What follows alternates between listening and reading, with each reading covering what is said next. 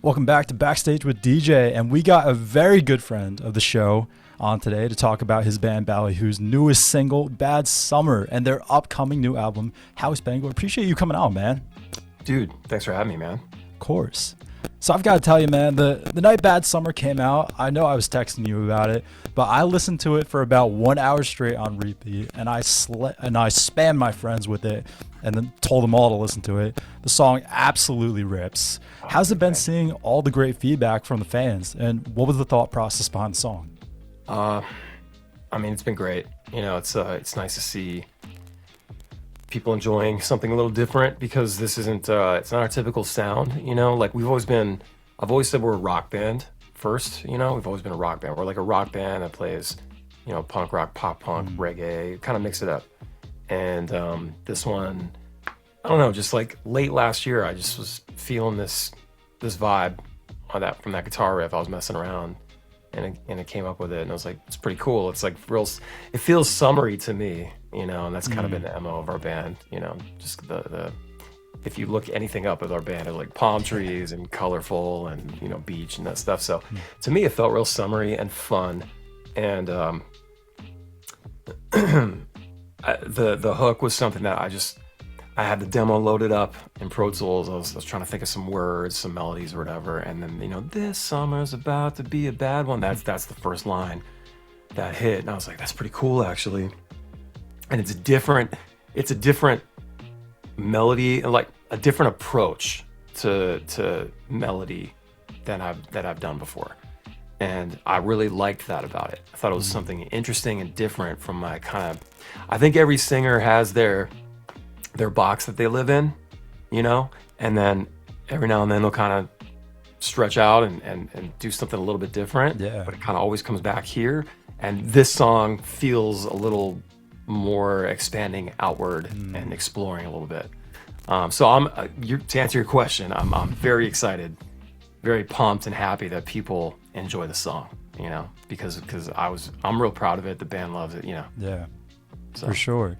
You know, I've seen a couple of videos of you talking about how, you know, and I remember you even telling me how you like grew up on bands like Poison and like all those kinds of like hair metal bands from the 80s. And like, I think you mentioned that those kinds of bands were a huge influence for this song too. Yeah, 100%. You know, it's when you think of Motley and Rat and Poison and Whitesnake and Cinderella and, you know, Dokken and just all those bands, Bon Jovi, like they were all like, they looked like they were having the best time, the time of their lives, right? You know, I mean, they define what your vision of a rock star was. Yeah. For better or for worse, probably for worse in a lot of ways these days.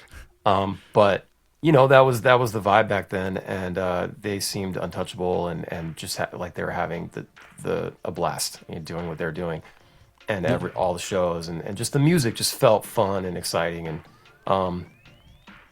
so I don't know, I just took to that as a kid. My dad would play it, you know, and Rat was my favorite. It was like Rat and Motley Crue were always kind of competing for my favorites. And I saw Rat and Poison when I was 6. It was my first show. Wow. And it was an arena show in DC, the Capitol Center, and it blew me away. I was like, man, I want to do that one day, you know? And so I know that was like a subconscious thing, because as I've gotten older, I've gone back to those old records and listened to them on long drives or whatever, and I'm just like, man, you know, I really, really appreciate it these days. I appreciate like the guitar work in those songs, just the melodies of the guitars. It was very melodic playing. It was very blues driven, but so many melodic, like catchy, memorable hooks on the guitars. And I don't know, it just always stuck with me. And this was a great opportunity to bring that out a little bit. And I'll say that this is the only song that kind of feels like that, has that vibe. Everything else is different, but it's all like rock and pop punk, and there's a couple reggae songs too, because it's a Ballyhoo record, you know. Yeah. 100%. But it's There's a little bit of a feel of like maybe early 2000s pop punk, you know, or just alternative radio kind of stuff. I told Mike, our guitar player, I was like, bro, I want like the solo needs to be like a shreddy 80s glam metal, Poison, and then I was like the Darkness, even like to '03, like, you know, a thing called Love, like I want that kind of vibe for the solo, and he just nailed it. Yeah, that's awesome. You know, talking about Motley Crue, you know, you hear songs from them by like Toast of the Town by Motley Crue. You know, they have like some of those like power chordy kind of songs, and like, you know, hearing you talk about that, like I really hear that kind of sound. Dude, I mean, it was funny. I was thinking about their song Live Wire. I was like in the shower, just like shampooing. I'm just like thinking about just like how bitchin' that riff is, and how like probably like new and fresh that was back in like 81, 82 when that came out. It's just like, man, that had to be so cool to hear for the first time. And then it was funny. We're actually working on this intro. We're playing Cali Roots this Sunday in California, so we have to fly out, and we're working on this new intro for that show, just a whole new set, and we're opening the show with well, we're not really playing it. We're kind of playing it. It's Kickstart My Heart. Molly. Wow. So it's just like it's just you know, because it's like, oh yeah, it's just like we're trying to like pump everybody up at 1:15 p.m. when we go on, you know. But so the thing's gonna rip, and then we come out and play the rest of it, and then go into Bad Summer, you know. So that's sick. Yeah. So I don't know. It's just that stuff is I'm finding it more. It's coming out in my life in different ways, you know. Yeah. I mean, that's what it's all about, just expression of yourself. It is, man. It is, and it's just fun. It's like, you know, this record. I mean, I know you want to get into. I don't know if you want to get into that yet, but this record is really all about that. It's about finding that spark again, that fire, and chasing that feeling we had when we were kids, you know, when we started this whole thing. And, you know, I've been chasing that feeling of that first show, that wild feeling. You'll never feel it again, but you're trying to find ways to get as close to it as possible. You know, that feeling of like, this is new, and I'm scared to death of this. And I got crazy anxiety. I remember like shaking and kind of getting anxiety before I went on for my first show. And within 30 seconds, we opened with a Green Day song, and I remember thinking like, okay, I feel totally comfortable now. Like this is exactly what it needs to, what I thought it would be, and I'm gonna do this forever. That's when I was 15 thinking this, and you know, so this album is about that, chasing that feeling and sort of digging deep, and showing off our rock roots a little bit more, and our punk rock shit, and my love of pop punk, and you know, and as I said, there are some reggae songs on it. At first, my approach was like, I just want to write a rock record, like a cool, like good alternative rock record. And in the back of my mind, I knew that in the end it was going to shake out, and we were probably going to have a couple of reggae songs on it, because that's who I am as a songwriter. I like to mix it up, and it is nice to have the flavors on the record for people to, you know, everybody's gonna, in my opinion, in the band's opinion, we're like, this is a no skips record, like no skips, right? Of course we can say that, but we truly feel like it's a no skips record. Like every song is special and fun and awesome, but everybody's gonna have their favorites, you know, when it comes out, and they're gonna listen, and I just hope they enjoy what they hear, you know, because this is us really stepping out and saying, all right, we want to do something different. We want to rock out a little bit more, you know, or a lot more, I guess. I've realized, side note, related though. I realized that I'm not jumping around as much as I used to. used to be a Really? lot more like rock star jumps and stuff in the set, and there's like none now. And that's because we're playing these like chill reggae songs that are like they're in our top 10. People listen to them. Yeah. The most listened songs that we have. Those songs. This is where I also feel like we're taking a kind of a leap and trusting that it's going to work out in the end, which is really what all this is anyway. But this is another leap into sort of the unknown. Yeah. And hoping that people come along with us, because it's, you know, our rock songs, our pop punk and rock songs are not as popular as our like fun pop reggae songs. Yeah. And so yeah, it's a little bit weird. I'm not scared. I know what I signed up for here, but I feel like once people hear the stuff, it's gonna be like, whoa, this is really cool. I think they're gonna think it's a great addition to the catalog. I think. Yeah. You know, and it's definitely the best we've ever sounded. The production is so high on this. Yeah. Yeah. You know, that's what I love about you guys. You know, this album feels very personal for you guys, and it really, from what it sounds like, from what you're telling me, it really feels like that this album is Ballyhoo. Like this album is Howi Spangler. Yeah. I mean, it's all of us. It's Howie, it's Nick, it's Donald, and Scott, and Mike, and we're, you know, with the help of John Feldman, who just destroyed. Yeah. I mean, he is a beast of a producer, and I've always known that I wanted to work with him, and we did work with him in 2014, but it was an old song that was sort of rehashed from the previous year. Turned out great, but it was Beautiful Day, right? Yeah. It's the Halo version, and we didn't. It sounds great. It definitely sounds better than the original. Whether it's better than the original or not as a song, that's obviously subjective, but I loved it. Thought it was great. But this time we went from the ground up with him, and we got to spend roughly 2 weeks. It was like 12 days we made this record. Wow. Crazy. I know. Yeah. We did 15 songs in 12 days. Wow. Yeah, one of them was already pretty much finished. We actually recorded it here, like, well, not here, but like I did my parts here. Everybody recorded at home, and everybody sends things to me. This is our typical workflow. Is like we're the Dropbox band, so like they put everything in Dropbox. I bring it down, drop it in Pro Tools, sit, master it, whatever. So it's one of the reggae songs, and I wanted to. I think it's an awesome song. I love the song. I think it's great. I think people are gonna hear it. They're gonna be like, "Oh my god, this is a great song." But I didn't feel like it was right for this project. You know, at least going into it, because my mindset was like rock album, pop punk, rock. You know, whatever. Let's write a ripper.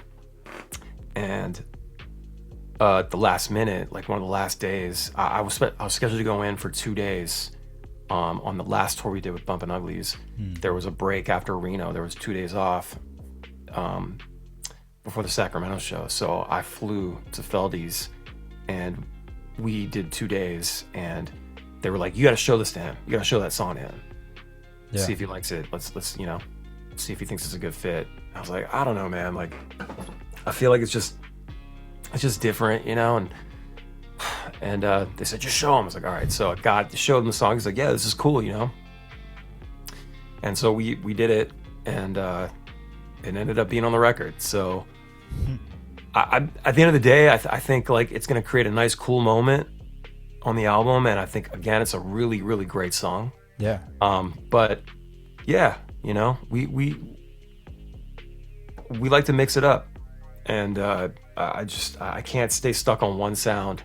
And in this case, like I said earlier, we just wanted to rock out more. I wanted more songs in the set where we can like throw down and rip.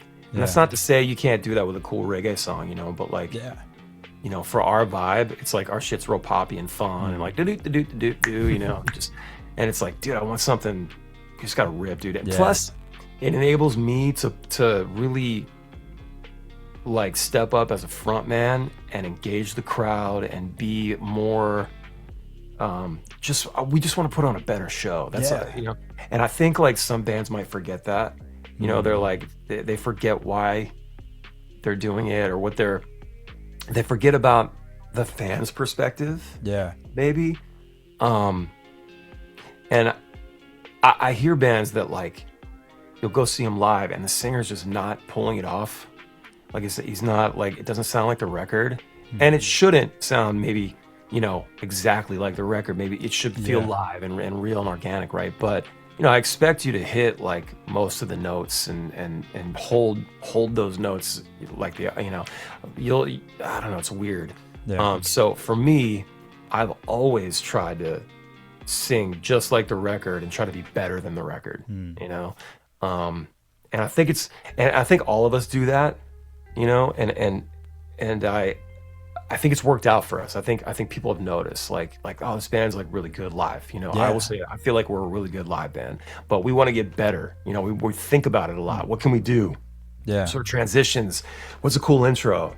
You know, should we do an encore? Is that cheesy now? Like stuff like that. Should we just play 20 songs and walk off? Yeah. You know, like, I'm gonna make a reel about that though when I ask the fans. Yeah. I think it'd be like a fun conversation piece for coffee. For sure. Yeah. You mentioned working with John Feldman. You know, for those of you who don't know, John Feldman is a legendary punk rocker from the band Goldfinger. The GOAT. What was it like getting to work with him, and how did you even make that happen? Well, so as I said, we worked with him in 2014, but I'm not even sure if he remembers working with us. You know, he's like, he's everywhere. We're like this little tiny ass band, and he works with these Blink 182. Yeah. You know, Travis Barker, Avril Lavigne. Avril, and yeah, dude. So Yeah. you know, and we were like a tiny drop in the bucket, and so our I've talked to him over the years a little bit. He actually asked me to play guitar and do some singing for Goldfinger. Oh wow. In 2014.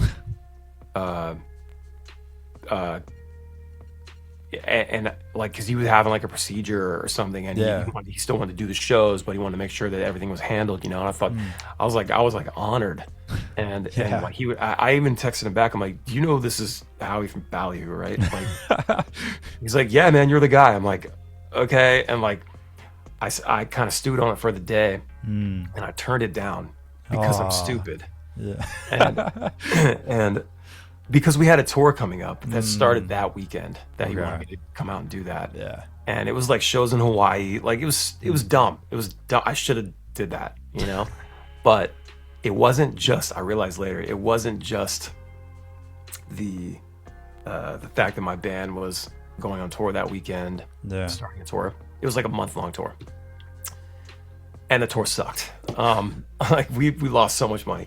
But it was also because I didn't feel like I was worthy. I didn't feel like I was good enough. I didn't feel like I was gonna step up because I would have to learn all those songs. And I heard he's the type of person. Well, I know he's the type of person. Well, he'll have a set list, but then he'll just go rogue and call audibles and just start. We'll do this one instead, and just like, and I got to know that, you know. So there was a lot of pressure I was feeling, and I just didn't feel like I was good enough for it, and I should have just done it, you know. But whatever. So. And then a few years later, you know, because we'd done some touring with Real Big Fish by this point, we got invited to Aaron, the singer, his wedding, which was great. So we went to his wedding, and John was there, along with some other cool little ska punk rock stars. You know, it's pretty cool. And talked to him for a little bit. You know, so I think he just remembered me, and maybe he's seen the band doing stuff over the years, or maybe saw us on a poster or something at a venue. But then our manager, this is like the longest story ever, I'm sorry. No, you're good. Our manager used to work for him like 15 years ago, doing like stage teching or tour managing or something. And I remember like, I've been talking about this for years. I'm like, we need to work with John Feldman. He's the guy. I know it. I know he can make it sound awesome. And, you know, I've been open to co-writing more lately. Like really like working with other writers to like try to craft a really great song. I don't need to be 100% in control. And I was like, if I'm gonna write great songs, dude, I know I can do it with him. Like, let's go. And you know, John is a like huge rock producer, and you know, he makes some money, right? And that was really kind of, it was like, it's really expensive to get him, right? Like, so I was freaking out last fall. I was having this like existential midlife crisis kind of moment. And I was just like, we got to do something different. We have to do something big. We can't just do the same thing we've been doing. Yeah. The last like big thing we had done was like with our girls record. And that was almost 10 years ago. And it was like, well, we recorded it in 2015, so over 10 years ago. But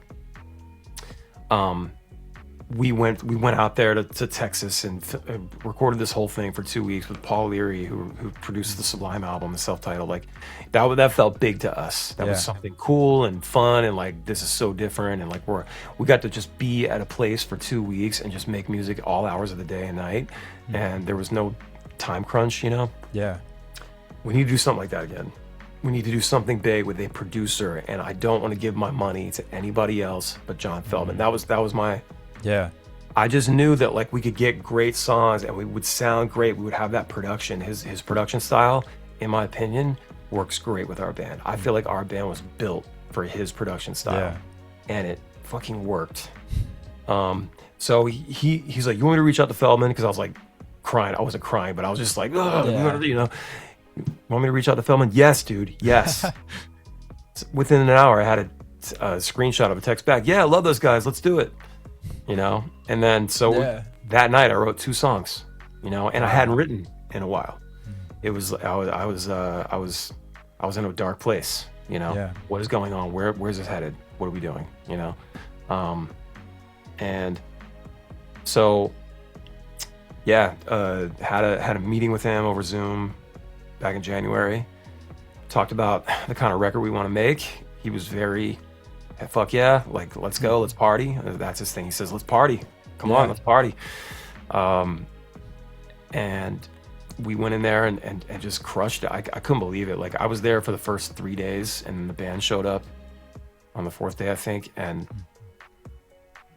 we'd already written like 7 songs.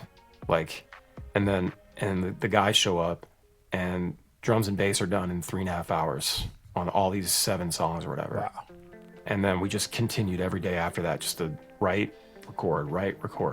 It was this crazy workflow where it's so fast paced, and he's just go all the time. He's like chugging coffee, and we're just like, we're getting it, And then he would give me homework. He's like, all right, I'm taking off. Need you guys to work with Connor here, one of his engineers. Work with Connor, do some guitars, like extra stuff, all the little bells and all the little extra things. Write some lyrics for this, that's not it. So it was homework every night. And then he would come in the next morning at like 5 a.m. and listen to everything that we did and decide if it sucked or not. And there was one night he told us, he's like, put some feedback on this, put this like right here, put some feedback there. Like, all right, cool, some guitar feedback, whatever. So we're in there, we're doing it. The next day we get there, it's gone. He's like, that shit sucks. Like, what are you doing? He said. So we did it with him. Yeah. He set it all up, and we did it correctly, and it came out awesome. Yeah. But he's something else, man. That guy's a monster. Yeah. Yeah. I always see him on his Instagram stories. He's always posting like running and boxing and like doing all sorts of things. I'm like, how does this guy have any time to do anything? He's pushing 60, man, and he's like, he's fucking. Jeez. I hope I'm like that. I hope I hope I have that much energy, and it's inspiring, honestly. When he's on the fucking mountain walking his dog, saying, "I love my life." Yeah. It's like, yeah, we should all be doing that every day. Yeah, facts. Saying, because everything sucks, but at least we have this, whatever 100%. your life is. You know what I mean? So, it was incredible to work with him, dude. Yeah. How many singles do you have coming out until the album? I always forget. So it's 1, 2, 3, 4 singles, and then album drops, and then we'll have the highlight track, the release radar track. Okay. So technically 5 singles, but 4 ahead of the release. Yeah.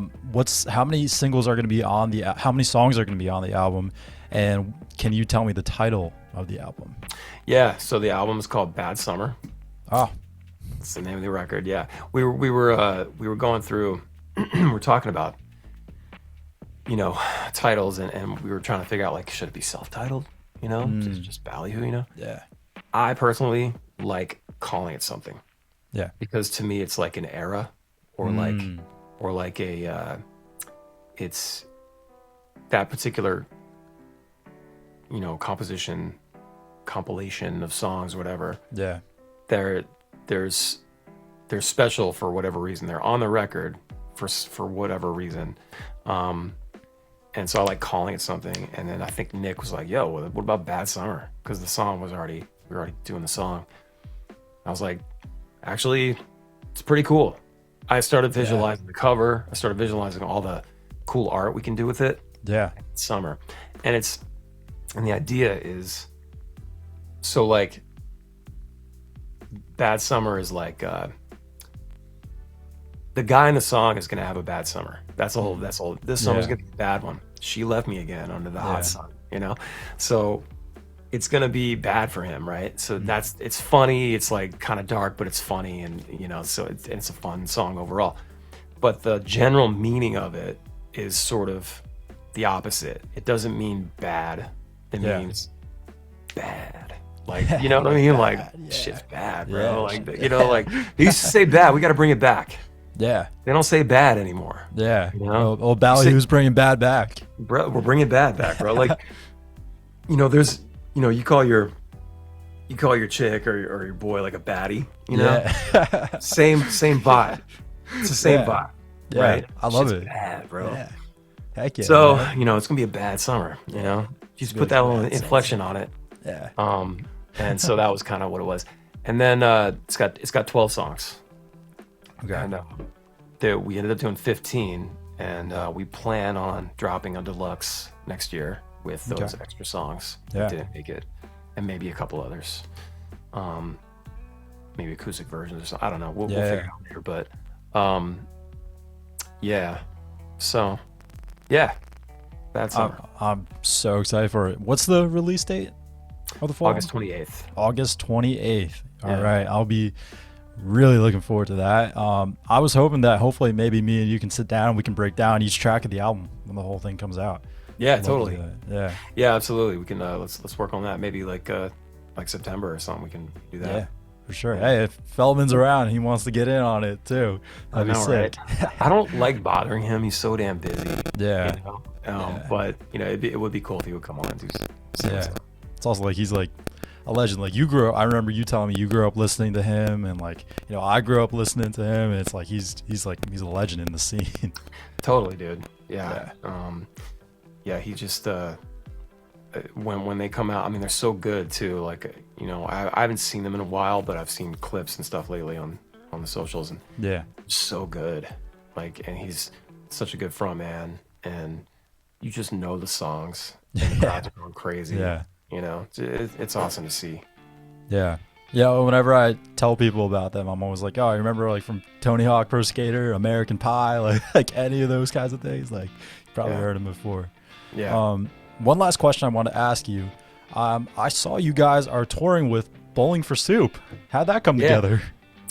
Funny enough, we were making all those videos, like posting all those videos from the studio every day, couple videos a day, whatever, and for like 2 weeks, and Jarrett started liking our stuff, and I started seeing like other guys from other bands. I saw Tony from Mest liked a couple of things, like just random, a lot of blue checks coming out of the woodwork, and thought that was pretty cool. So once I saw Jarrett started liking stuff and whatever, I went over from my personal account, sent him a DM. I was like, hey dude, I got some song ideas if you ever want to do some co-writes, if you ever want to work together. He said, dude, that'd be sick. And then like a week later we get an offer for this fall tour. Wow. Just it happened because we were doing this thing with Feldman. Yeah. It's, you know, I know you don't have a lot of time left here, so you have to set yourself up for success. Luck to me is created, or you know what I mean, like opportunities are created. You have to put yourself in a position. You know, you're not gonna, not that I think buying lottery tickets is kind of a waste of money, but Yeah. you're not gonna win the lottery if you don't buy the ticket, kind of thing. It's not a great metaphor because I don't really. I get what you're saying though. Seems Yeah. like a waste of money to me, but like, but you know what I'm saying? Like, you don't, Yeah, you have 100%. to do things to kind of realize the vision. Yeah. And that's part of that. Like, you know, getting John Feldman on board, working with him and his team, writing songs, putting this huge production together. We've never sounded this big. It's crazy. Bad Summer, just a taste. The song it's just a taste of what the record sounds like. And so we're in there working, we're posting videos. I knew we had to post videos to kind of like get people excited, get the word out, you know. Yeah. People start hitting me up. It's going crazy. My DMs are crazy. Jarrett likes the stuff. We get a tour with Bowling for Soup. You know, these things keep happening. And I'm trying to realize, I'm trying to see the omens, you know? There's a book called The Alchemist that a friend gave to me. And I'm trying to see the omens, good and bad. But and look for there's a great book called Green Lights by Matthew McConaughey. Sick book. You should get the Audible version. He reads it and it's incredible. But like, look for the green lights, dude. Like be like, oh shit. And like, stop saying no to everything. I have this problem where I say no to things because I get anxious and I'm like, I don't want to do that, you know, or I'm not good enough. Now I'm trying to like see things and be like, okay, I get random people hitting me up talking about something that they're working on or some opportunity that just kind of, it's weird, dude. It's like happening right now. Like this past week, I've been talking to this guy and it's like this thing that's just, I don't know if it's going to work, but we're going to try it. You know, we're going to, but that's what I'm saying. Like, you have to like try to just see it feels like the universe is talking to me. Yeah. Right. I'm not really a spiritual dude, but it feels that way. It's like, okay, this is happening because something wants me to go this way, you know? Yeah. And I want to leave no stone unturned for this record because we paid a lot of money for it. And but not only that, the songs deserve the chance to be heard. And I'm not talking like typical, you know, we want to open up the fan base and expand our audience and really cast the net wider, you know? So, yeah, for sure. Yeah. All right. Well, thank you so much, man, for coming on. You know, I really enjoy, you know, every year of my career so far doing social media, I've had the chance to sit down and talk with you. And I love that you've been able to see me in all iterations of my social media career. So I'm so thankful for you coming and talking to me, man. And now's the time you can like tell the people whatever you want them to know. Yeah, man. I love that you're still doing this, you know, and you seem more confident. Thank you. Than you did a few years ago. Yeah. And that's obviously not a bad thing. You're getting, you know, you're getting more comfortable with this, and I can just tell, you know. Yeah. So good job on that. Thank you. Keep going, man. Keep doing it, and you know, you'll find that the more you do it, you'll find the thing that you're supposed to be doing with this. You know what I'm saying? Like the kind of what you should be talking about or covering or whatever it is. Yeah. You're gonna find it. Just keep doing it. So yeah, thanks for always having me back on. You know, chatting it up. Yeah, go get the record. August 28th. Our new song, "Bad Summer's" out right now. Our next song drops June 5th. So we're all summer just dropping songs. So ballyhoorocks.com for all the info. Find us on Instagram. Find me on Instagram, YouTube, TikTok, all the fun shit. All right, well, you heard it here, folks. Go check them out. They'll be on tour in the next couple months. Check out the album on the 28th. Bad Summer should be playing right now during this outro. And we'll catch you guys next time. Peace. Thank you, brother. Appreciate you, man. I don't know what I did to make you so